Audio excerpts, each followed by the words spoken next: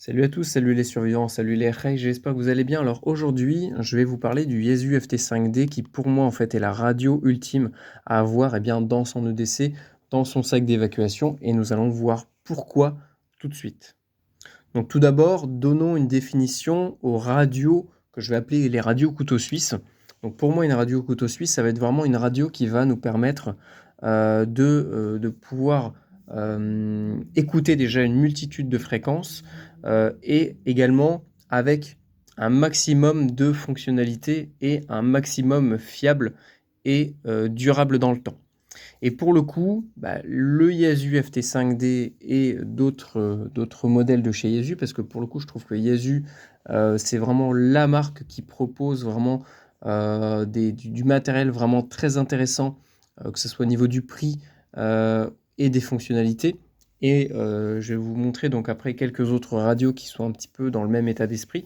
Et pour moi, dans un sac d'évacuation, en cas d'évacuation, il faut avoir le minimum de matériel qui puisse faire un maximum de choses. Et pour le coup, avoir une radio couteau suisse, c'est vraiment, pour moi, obligatoire, parce que, avec un simple talkie-walkie 16 canaux comme ça, on va de suite être très limité au niveau de l'écoute et au niveau même de l'émission, si jamais on a un pépin ou qu'on a besoin de rentrer en communication avec d'autres personnes. Et pour le coup, les radios, que je vais appeler les radios couteau suisse, ça va être plutôt des radios hybrides entre un talkie-walkie débridé en fréquence et un scanner radio qui va nous permettre d'écouter une multitude de fréquences et d'être assez performant, surtout au niveau du mode scan. Puisqu'en fait, sur la plupart des talkie-walkie, moi c'est ça qui me frustre, c'est que c'est qu'en fait les radios sont très très lentes au niveau du scan et en fait on perd des communications radio. Et ça, dans un cadre d'évacuation, pour moi le renseignement c'est indispensable, c'est le minimum d'écouter, je sais pas moi, les fréquences des taxis, des bus, des pompiers, du SAMU, etc. pour savoir un petit peu ce qui se passe dans notre environnement et adapter notre comportement et notre trajet, par exemple, par rapport à ça. Et justement, ces radios-là vont pouvoir répondre à ces besoins et ça nous évite en fait d'avoir, par exemple, un scanner plus des talkie-walkie avec chaque talkie-walkie qui va répondre en fait à un besoin spécifique. Donc, je sais pas moi, un poste CB, un poste VHF, un poste UHF, un poste numérique, un scanner. Ça, en fait, dans un sac, ça peut très vite devenir très encombrant. Et là, pour le coup, dans un tout petit appareil comme ça, on va pouvoir avoir en fait tout. C'est-à-dire que ça va être vraiment un couteau suisse. Et là, vous allez voir que sur ce modèle-là en particulier, c'est d'ailleurs pour ça que je l'ai acheté. Ça fait un moment que je cherchais vraiment une radio moderne, fiable, résistante, qui a le GPS, sur lequel je peux également faire du décodage d'APRS. Donc on verra après l'APRS qu'est-ce que c'est, sur lequel je peux également écouter quasiment toutes les fréquences, qui a un mode scan très intéressant et très rapide. Et vous allez voir qu'en fait, il y a des fonctionnalités vraiment très très intéressantes au niveau de la recherche de fréquences, de la recherche de signaux, et ça va être vraiment redoutable sur le terrain comparé à un simple talkie-walkie qui va lui être beaucoup plus lent et beaucoup moins performant au niveau de la recherche. Donc le poste, lui, qu'est-ce qu'il fait concrètement? Il fait émission, réception sur les bandes VHF et EHF comme sur quasiment tous les talkie-walkie que vous avez sûrement dans vos cartons. Donc 136, 174 en VHF en émission-réception et 400, 470, 480 selon les radios en UHF. Donc ça, cette radio-là le fait, c'est obligatoire. Alors attention, certains vendeurs vont vous la vendre sous le mode export, import plutôt, donc bridé sur les bandes radiomoteurs, mais il est très très facile de débloquer des radios en fréquence pour pouvoir transmettre sur quasiment toutes les fréquences. Et là, pour le coup, en fait, avec cette radio, on peut aller de 600 kHz, donc 0,6 MHz, jusqu'à 999,999, sans aucun trou.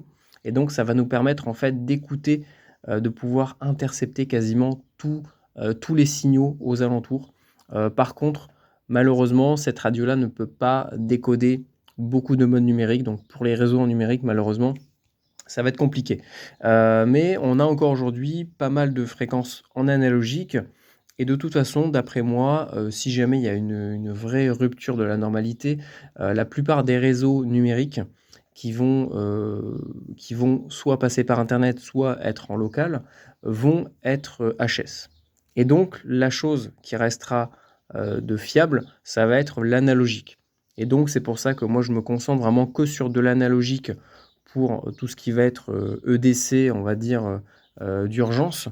Donc que ce soit même en voyage ou en cas d'évacuation, je vais essayer de rester un maximum sur de l'analogique parce que eh bien, c'est ce qu'il y a de plus simple et ce qu'il y a de plus fiable, surtout sur des longues distances.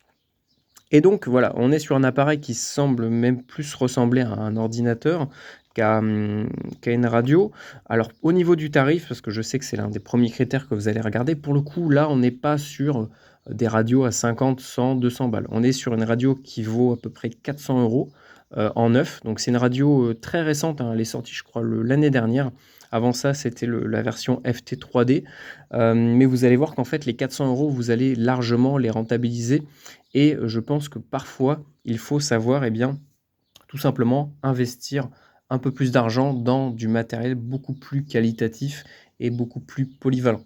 C'est un peu comme les rames à feu, en fait. Voilà, il y en a certains qui ont juste besoin d'avoir quelque chose qui tire, donc ils vont acheter un vieux calibre 12 à 100 balles, qui a 50 ans. Donc certes, oui, ça fonctionne, on peut tirer avec, on peut se défendre, on peut chasser, sauf que, bah, c'est pas des plateformes très polyvalentes. Tout comme, eh bien, un talkie-walkie comme ça, alors certes, c'est rustique, c'est pas cher, mais c'est pas polyvalent. C'est comme un calibre 12. Et par contre, si vous mettez 500, 1000, 2000 balles, vous allez commencer à pouvoir accéder à des plateformes beaucoup plus polyvalentes qui vont eh bien, vous permettre de répondre à beaucoup plus de besoins que si vous aviez une RAM pour chaque besoin. Et en fait, eh bien, le but de cette radio-là, c'est justement de répondre à tous ces besoins-là dans un seul appareil. Et c'est pour ça que eh bien, voilà, je commence à vraiment investir dans du matériel beaucoup plus qualitatif. Bah, déjà, rien qu'au niveau de la durabilité, ça, ce sont des radios qui ont déjà plusieurs années, voire dizaines d'années, et elles fonctionnent toujours parfaitement bien, et c'est rustique. Là, je sais que celle-là, si j'en prends soin, je peux la garder 10-15 ans sans aucun souci. Et à l'intérieur, eh bien, je vais avoir une multitude de fonctions qui vont me permettre en fait de remplacer, par exemple, un scanner radio, un GPS, un tracker APRS, une clé SDR. Vous allez voir qu'en fait, cette radio-là, elle est vraiment blindée de fonctionnalités qui vont être vraiment redoutables sur le terrain. Et ça, c'est vrai qu'aujourd'hui, ça va. Les gens commencent, les preppers, etc., commencent un peu à comprendre que les communications radio, en fait, c'est un sujet comme un autre et qu'il faut absolument s'y pencher et le maîtriser. Euh, mais certains le négligent et en fait, ça, comprenez bien que c'est un risque, en fait, pour vous directement et pour votre clan, pour votre famille. Parce que si vous ne maîtrisez pas un sujet, c'est une faille dans laquelle, eh bien, les gens, malveillants vont venir s'engouffrer. Et donc il faut impérativement se former à ce niveau-là et maîtriser ces sujets un maximum pour avoir l'avantage sur les autres. Et pour le coup, eh bien, avec cet appareil-là, avec ces connaissances-là, couplées à cet appareil, vous allez pouvoir, eh bien, être redoutable sur le terrain. Donc ça c'est pareil, voilà. Si vous voulez vous former au niveau des communications radio de survie, eh bien j'ai un Patreon pour 3 euros par mois, c'est le prix d'un petit café. Eh bien vous allez apprendre tout le nécessaire sur le maniement des radios, sur l'interception de signaux, etc. Là sur YouTube, hein, je vous montre quelques petites brides de ce qui peut se faire, mais sur Patreon, je peux vraiment parler beaucoup plus librement et ça me permet aussi d'avoir un échange et de tout simplement bah, être, on va dire, autonome financièrement. Bref, voilà, fin de la parenthèse. Donc, au niveau de la radio, on va vraiment pouvoir, vous voyez qu'en fait, c'est un écran tactile on peut également naviguer dessus avec les boutons. Mais voilà, je peux par exemple régler eh bien, tout le comportement de l'appareil en mode scan. Parce que pour le coup, eh bien, cet appareil est vraiment très performant et c'est aussi pour ça que je l'ai pris. Il est très très rapide pour faire du scanning et donc ça, pour de la recherche de signaux, ça va être vraiment redoutable. Ça va être peut-être 5 ou 10 fois plus rapide qu'un simple Baofeng ou autre petite chinoiserie. Et c'est quasiment aussi performant qu'un scanner. Donc au niveau du display, on peut vraiment tout régler, que ce soit au niveau de la couleur, de l'éclairage, etc. TXRX, là, on va vraiment régler tout ce qui va toucher à l'audio, le micro gain, le Vox, le mode de modulation AM/FM, WFM, un atténuateur pour faire de la recherche de signaux à très courte portée. Donc ça, par exemple, pour de la détection de micros sans fil espion ou autre, eh bien, ça peut être efficace. Hem, dans Memories, on va vraiment pouvoir gérer toutes nos banques de fréquences pour pouvoir, eh bien, naviguer beaucoup plus facilement dessus. Signaling, donc là, on va avoir tout ce qui va toucher à tout ce qui va être codage DCS, DTMF, CT, CSS. On va même pouvoir, eh bien, faire de la recherche de tonalité CT, CSS. Donc ça, c'est vraiment génial. Ça va également nous permettre de beaucoup plus facilement, eh bien, nous introduire sur un réseau ou autre. Le scanning, je viens de vous le dire, donc ça nous permet, eh bien, de vraiment programmer la radio, de savoir comment elle se comporte. GM, je ne sais pas encore exactement ce que c'est, parce que la radio, je l'ai eu depuis pas longtemps. Donc ça va être tous les modes numériques, puisque pour le coup, la radio est quand même en numérique. Alors, c'est pas du DMR, hein, mais c'est une autre norme, c'est le C4FM, c'est une norme Yaesu. Voilà, un peu similaire au DPMR ou d'autres normes, c'est un peu le même principe. Donc ça nous permet bien également de sécuriser nos communications pour pas que n'importe qui puisse bien, les intercepter et savoir ce qu'on est en train de dire. Alors j'ai essayé avec le Uniden, hein. Le Uniden, malgré le fait qu'il soit débloqué sur pas mal de modes numériques, n'arrive pas à décoder le C4FM, donc c'est pas mal. Donc config, après on va pouvoir vraiment régler tout l'appareil, que ce soit au niveau du bip, du comportement sur les canaux, le GPS, parce qu'on a également bien un GPS intégré. Alors c'est pas le GPS dans le sens, pas comme les Garmin où vous allez avoir vraiment la carte, mais ça va être plus pour donner votre position, latitude, longitude. La PRS, ça va également nous permettre bien, soit d'envoyer, soit de recevoir, ou même les deux, bien, des infos en numérique. Donc vous allez très rapidement, l'appareil va envoyer de la donnée. Donc ça peut être votre position, un message texte sous forme de SMS, on va dire, récolter des infos météo, etc. Donc ça va vous permettre bien, de vous positionner sur des cartes ou de récolter des informations sur des réseaux APRS, comme par exemple les réseaux radioamateurs. Donc voilà, vous allez vraiment pouvoir tout régler. C'est également pour ça aussi que je l'ai pris, parce qu'il a le GPS, il a le Bluetooth, il a l'APRS, il a des fonctionnalités qui sont un petit peu similaires à la SDR, si vous connaissez un petit peu. On peut également mettre une carte SD dedans pour programmer des trucs, enregistrer, faire des enregistrements audio. Dans les options, on va pouvoir régler, voilà. On va même pouvoir mettre une caméra en USB pour envoyer des images via le mode numérique, donc ça peut être vraiment super pratique. Le Bluetooth audio, CallSync, ça c'est pour le numérique. Donc après, vous voyez qu'en fait, donc c'est une radio VHF UHF, mais par exemple dessus, bien, j'ai programmé les fréquences CB. Alors au niveau de la taille de l'appareil, on est vraiment sur quelque chose de très compact, hein, c'est également pour ça que je l'ai pris. Avec, il le livre, je pense que c'est d'origine, il le livre avec également un espèce de clip ceinture qui est vraiment génial. Vous voyez, hop. Alors ça fait un petit peu gros, hein, mais pour le coup, elle est quand même relativement discrète comparée à, par exemple, bien, un scanner qui fait quasiment le double.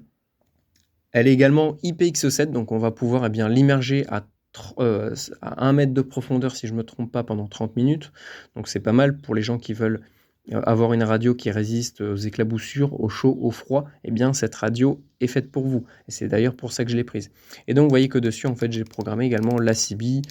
J'ai mis bien, les fréquences radioamateurs, le 446, les fréquences, je sais pas moi, des petites bandes libres, comme le 41, pardon. On a un mode VFO qui va vraiment nous permettre de naviguer sur absolument toutes les fréquences, hein. Donc on va pouvoir bien, écouter, vous voyez là, je peux monter jusqu'à 999 en fait. Et donc ça va nous permettre très rapidement bien, d'intercepter des communications. On a une double veille, on peut même activer une triple veille, si on active bien, la radio FM. Donc ça, c'est également super pour faire pour se renseigner, tout simplement, pour écouter la radiodiffusion. Et si jamais la radiodiffusion ne fonctionne plus, bien, je vais vous montrer, mais on a également accès à la bande HF, aux ondes courtes, qui vont nous permettre également bien, de récolter de l'information si jamais les émetteurs FM coupent. Et à mon avis, ça sera le cas si jamais il y a des grosses catastrophes. C'est les premiers trucs qui plantent, surtout que ça passe par Internet, donc ça sera HS. Ou alors ça sera vraiment des petites radios, des radios locales. Donc si je change de bande, hein, via le bouton, donc là on peut soit naviguer directement via le clavier, on va pouvoir taper notre fréquence ou alors on va pouvoir changer de bande via le bouton bande. Donc là, par exemple, on est sur les portions qui vont plutôt être de l'aéronautique, satellite. Donc là, par exemple, on va pouvoir se mettre sur les fréquences des satellites américains pour écouter, je sais pas moi, les, les cartels au fond de la jungle. Là, je déconne à moitié en disant ça. On a également accès à la bande UHF, sur laquelle on va pouvoir faire de l'émission. Donc on a accès à la bande 433, 434, 446. On peut faire de l'émission. Le poste en émission sort 0,3 watts, 1 watt et demi, 2 watts et demi et 4 ou 5 watts. Donc ça nous permet en mode 0,3 watts d'économiser de la batterie, et ça c'est encore mieux pour un cadre de prepping et d'évacuation, puisqu'on va devoir économiser les batteries. Donc après on parlera également de l'autonomie. Donc vous voyez qu'on peut également accéder aux bandes professionnelles, sur lesquels vous allez pouvoir potentiellement écouter des entreprises privées, donc taxi, bus, sécurité, SNCF, etc. Ça va vous permettre de savoir ce qui se passe dans votre environnement. On peut monter plus haut, bien sûr. Donc là, à partir d'ici, on est plutôt sur tout ce qui va être bande télévision, micro sans fil, etc. Donc on peut également intercepter tout ça. 860, vous allez avoir la bande SRD, donc c'est également des bandes libres. Micro sans fil, talkie-walkie, vous allez pouvoir également les écouter. Et après, on tombe, vous voyez, sur les fréquences basses. Et donc là, on va pouvoir... Alors là, j'ai pas la bonne antenne. Et on va justement parler des antennes, ça va me permettre de rebondir là-dessus. L'inconvénient de ces radios-là, c'est que vu qu'elles sont super polyvalentes au niveau des fréquences, vous n'allez pas pouvoir tout écouter, toutes les fréquences, avec juste l'antenne d'origine. D'ailleurs, moi, je ne suis pas forcément fan de l'antenne d'origine. Donc, il va vous falloir d'autres antennes à côté de ça pour vous adapter sur les fréquences sur lesquelles vous allez travailler. Donc, par exemple, on va pouvoir mettre... Moi, j'ai un jeu d'antennes. Donc là, c'est une antenne CB. L'antenne d'origine, une antenne VHF-UHF dépliante que je vais appeler une antenne de survie, parce qu'elle est vraiment géniale et je la fabrique moi-même. Les antennes VHF monobande, donc là ça va être entre 160 et 174, là plus pour les fréquences un peu plus basses, donc 140, 166. Là une petite VHF-UHF. Des mini-antennes, ça c'est aussi indispensable à avoir pour être discret déjà, et de la recherche de signaux sur de la très courte portée. Et donc vous voyez que et la télescopique, c'est vraiment pareil, un indispensable. Il faut absolument en avoir une. Donc là, si par exemple, je tends ma petite antenne filaire ultra compacte de chez Sony, si je la fixe dessus, bon, là où je suis dans la maison avec un fil de 3 mètres de long. Malheureusement, j'ai trop d'appareils à proximité, ça me brouille un petit peu les ondes HF. Mais si on monte un petit peu plus haut en fréquence, alors voilà, on a par exemple la radiodiffusion normale, on peut également accéder aux bandes CB, tout à fait, voilà, ça permet également de pouvoir écouter un petit peu ce qui se passe dessus.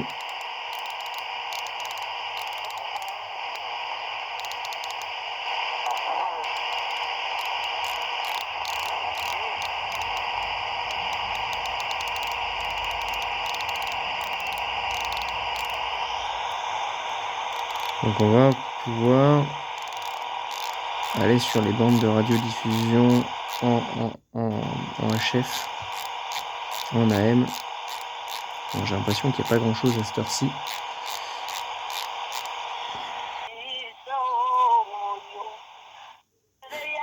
Voilà, si on veut faire la prière, on peut écouter la prière. Donc voilà, vous voyez qu'on peut un petit peu écouter des stations très lointaines. C'est justement l'avantage des ondes courtes, c'est que il n'y a quasiment pas de limite de portée à partir du moment où votre antenne est quand même un minimum grande.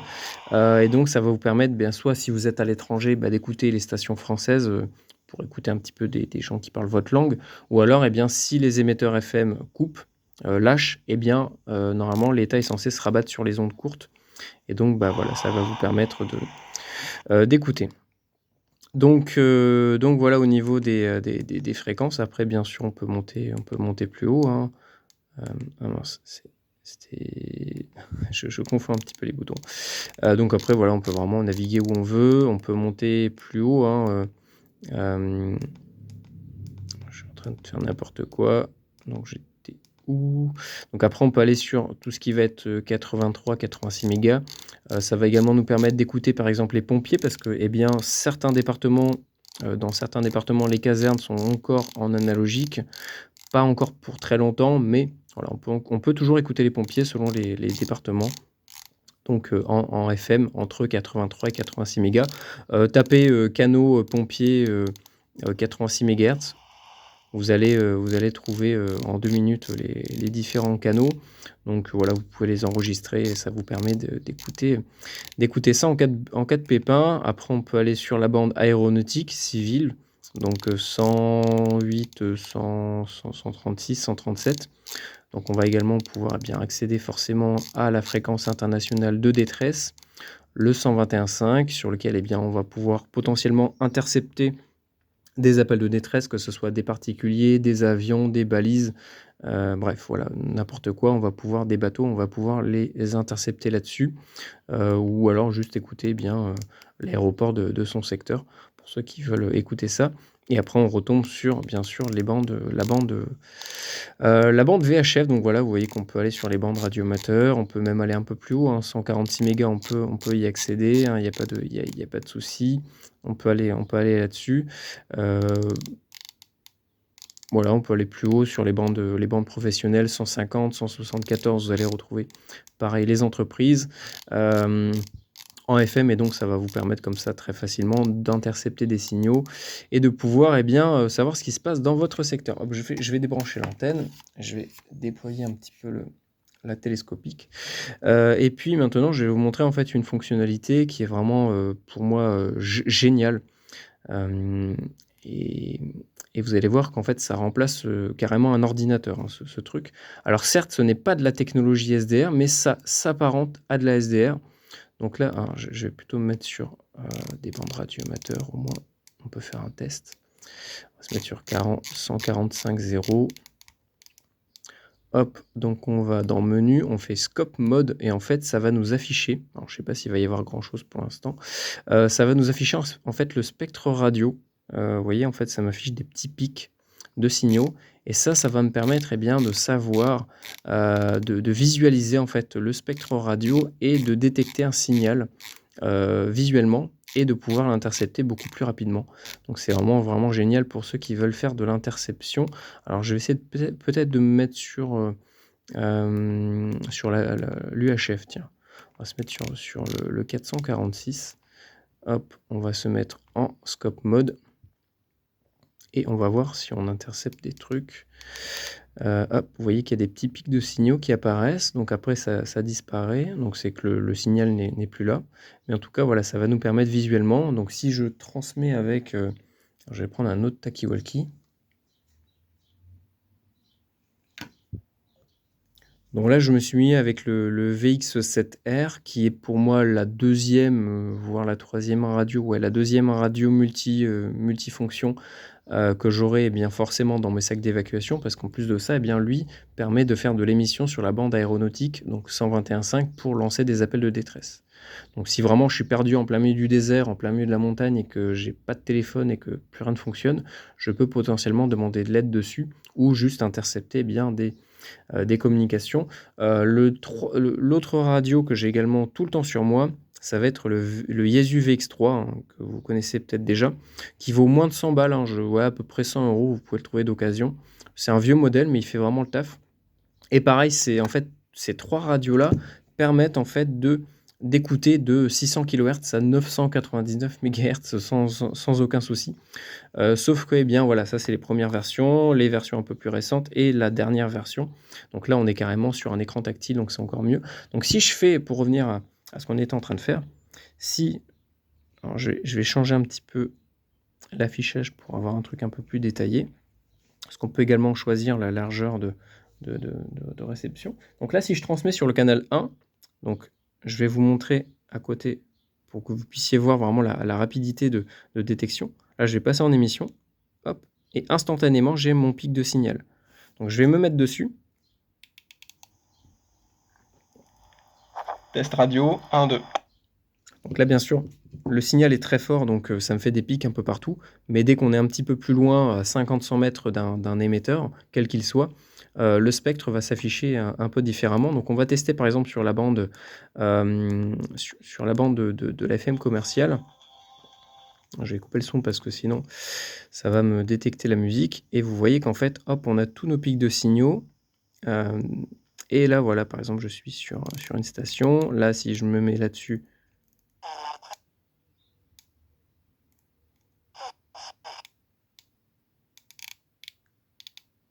alors la FM commerciale, des fois, je trouve qu'elle déconne un peu. Cette victime qui est en béquille maintenant est justifiée ou pas? Voilà, hop, on voit qu'à côté, il y a un autre pic de signal. Et hop, on va pouvoir, encore une fois, l'intercepter. Donc on va tester sur la bande CB, là, je viens de remettre la petite filaire. On va repasser en scope mode et vous allez vraiment voir ce que ça donne.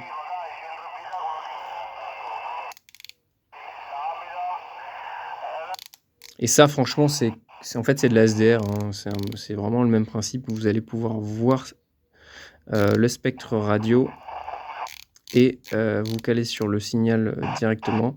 Et ça, c'est vraiment redoutable, hein, sur le terrain pour détecter un émetteur et choper une fréquence. C'est vraiment, ça va vous prendre 10 fois moins de temps qu'avec un scanner ou avec une radio en mode scan. Donc voilà, vous voyez un petit peu le principe.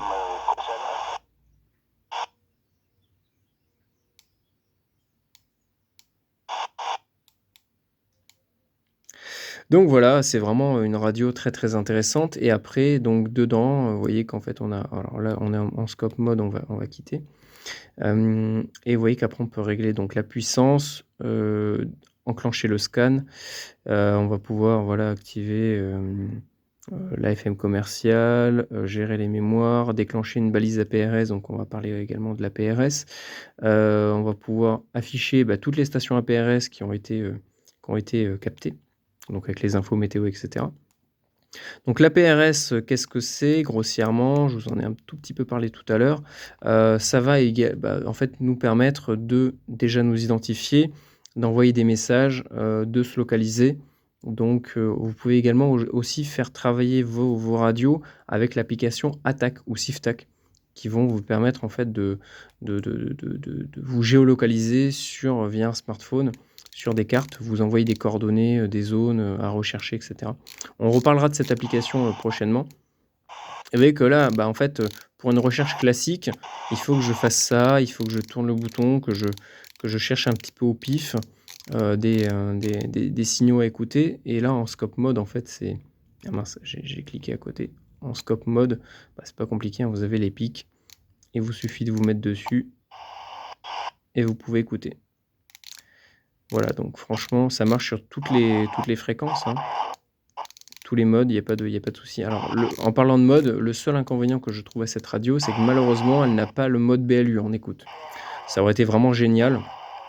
Mais bon, voilà, dans un cadre d'évacuation, la AM, c'est amplement suffisant puisque tous les émetteurs en longue distance transmettent en AM et non pas en BLU. Donc, voilà, c'est pas non plus gravissime. Mais voilà, c'est un petit point négatif. Alors après, au niveau de l'autonomie, on est quand même sur des choses assez... enfin, la batterie est quand même assez conséquente. On est sur du 2200 mAh, donc c'est quand même pas mal au niveau de la capacité. Par contre, la radio est vraiment très énergivore, hein. Pour le coup, vu qu'il y a un écran tactile, il y a des boutons, il y a plein de fonctionnalités.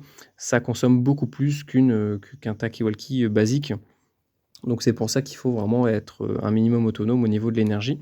Alors, pour le rechargement, vous avez plusieurs méthodes, hein. Soit la méthode vraiment de dépannage, vous allez directement vous brancher ici, hein. Donc avec... c'est compatible en fait, hein. C'est les mêmes branchements, que ce soit sur le VX7, le VX6, le FT3D, le FT5D, c'est le même branchement. Vous voyez qu'en fait c'est vraiment une prise assez standard. On peut l'alimenter à partir de 9-10 volts jusqu'à 16 volts. Donc la radio n'est pas très difficile à ce niveau-là, ça c'est plutôt cool. Pourquoi ça m'a mis ça? Ah, je peux... trop bizarre, ça m'a... Je ne connais pas cette interface.